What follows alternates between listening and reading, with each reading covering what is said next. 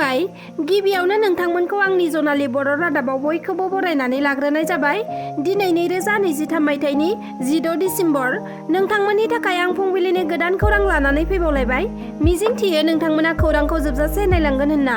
BTR सरकारा 3 बोसोर आबुं जानायखौ लोब्बा लाखिनानै बड'लेण्ड टि सार्भिस इ-रिक्साखौ माखासे दखान होनानै जाग्रा गोरिब सुबुंफोरनो राननानै होदों। थांनाय साननैसो सिगाङावबो प्रमद बर' दैदेननाय इउपिपिएल सरकारा बिटिआर हालामनि बेफार फालांगि मावनानै जाग्रा सुबुंफोरनो रांनि चेक गथायनाय जादोंमोन आरो बेनि अनगायैबो गोबां नेशनेल इन्टारनेशनेल गेम गेलेनानै देरहासार जानाय बिथांमोननोबो रांनि बान्था होबोदों। बेनि अनगायैबो गोबां बिथिङावनो जेरै बोरमा अमा फिनाय बायदि बायदि हाबा मावनायफोरावबो इउपिपिएल सरकारा रांनि हेफाजाब होबोनायखौ नुनो मोनबोदों। बे खेबावबो नखर आरो फालांगि बिथिङाव जौगासार होनो माखासे सुबुंफोरनो टि सार्भिस इ-रिक्साखौ राननानै होदों। मानोना गोबां फालांगिरिफोरा गंसे दखान बानायनायाव गोबां रांनि खरसा जायो। दा बेखौ नोजोर बोनानैनो इ-रिक्सा सायावनो सानि गला होनो हानाय सुबिदाखौ खालामनानै होदों बिटिआर सरकारा। बेनि अनगायैबो बेदर ना गोदानानै फानग्रा फालांगिरिफोरनि थाखायबो फ्रिज गोनां 50थासो इ-रिक्साखौ बानायनाय जादों होननानै फोरमायथिदों प्रमद बर' बिथाङा आरो बिथांमोननि थाखायबो बे बोसोरावनो इ-रिक्साखौ राननानै होनो थाखाय थांखि लादों होननाबो फोरमायथिदों बिथाङा। बिटिआर सरकारनि बेबादि बाखनायजाथाव हाबा मावनायखौ इ-रिक्सा मोनगिरि बिथांमोनहा गोजोननाय फोरमायथिदों। हजाइयाव मोनसे लामा जाब्रबथायजों जाथायसालियावनो 2 लाइमोननि जिउ खहा। नीलबागान माल्लाग्रामाव बे गिख्रंथाव जाथाया जादों। मिथिना मोननाय बायदिब्ला 54 नं माहारियारि राजा लामायाव खामानि मावबाय थानायावनो लाखिनानै दोननाय डाम्पार गारियाव गंसे बाइकआ फैनानै सौग्रावफैयो।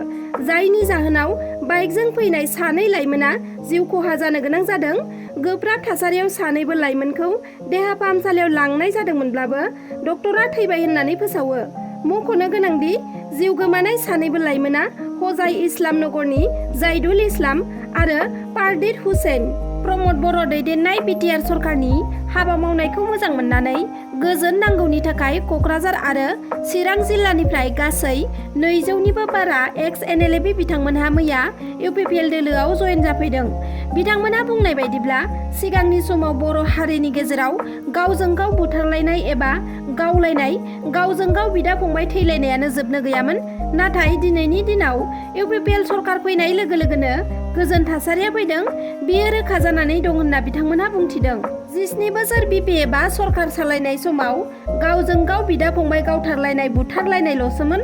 नाथाय प्रमद बर' दैदेननाय इउपिपिएल सरकारा 3 बोसोर सरकार सालायनायावनो गोजोन थासारिया फैबाय आरो इउपिपिएल सरकारा हारि जौगानायनि थाखाय खामानि मावनाय, लाइमोनफोरनि सोलोंथाइनि बिथिङाव जौगाहोनाय आरो गोबां बिथिङावनो जौगाहोनो नाजानायखौ मोजां मोननानै आरो सिगांनि बिपिएफ दैदेननाय समनि गारबोनाय जारिमिनफोरखौ साननानैनो एक्स एनएलए बिथांमोनहा इउपिपिएल दोलोआव गोजोननि थाखाय जयेन जानो कसुगावआव फ्राय 200निबो बांसिन सोद्रोमाफोरा फैनाय जादों होननानै एक्स एनएलए आफादनि लेङाइ आफादगिरि बिबक्क बिथाङा फोरमायथिदों।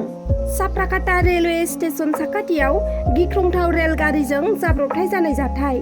रेलगारिनि सौख्रांनायाव खेबसेयैनो 3 सुबुङा थैनो गोनां जादों। साप्राकाटा रेलवे स्टेशन साखाथियाव थानाय 2 नं लहापारायाव जादों बे गिथावना जाथाया। बेंगालर एक्सप्रेसआ 3 सुबुंनि साजों खारलांदों। थैनाय 3 सुबुंफोरनि मादाव बिमा फिसा आरो गुबुन सासे आइजो।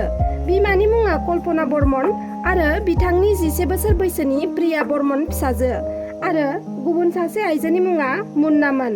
बिपिएफ पार्टीनि मुंदांखा लिडार चन्दन ब्रह्म बिथाङा इउपिपिएल दोलोआव जयेन जासिगोन होनना मिथिना मोन्दों। चन्दन ब्रह्म बिथांखौ गोबाव समनिफ्रायनो बिपिएफनि मेल मिटिंफोराव नुनो मोनाखै आरो सानसेखालि बिपिएफ दोलोनि गाहाय दैदेनगिरि हाग्रामा महिलारि बिथाङा सोर चन्दन ब्रह्म, आं चन्दन ब्रह्मखौ सिनाया होनना बुंदोंमोन। बे समनिफ्रायनो बिथांखौ बिपिएफ हान्जानि मेल मिटिंआव नुनो मोनाखै। थारैनो चन्दन ब्रह्म बिथाङा इउपिपिएल हान्जायाव जयेन जामारसिगोन नामा? आरो जुदि जयेन जायोब्ला बिथाङा माब्ला जयेन जामारगोन बेखौ सम फैब्लासो मिथिना मोनसिगोन। नोंथाङा सिक्किमाव दावबायहैनो सानदों नामा? सिक्किमा दासान्दि गुफुर बरफजों आबुं जादों। समायना नुथायखौ नायनो थांनानै नाथाय खैफोदावबो गोग्लैनो गोनां जादों माखासे दावबायारिफ्रा।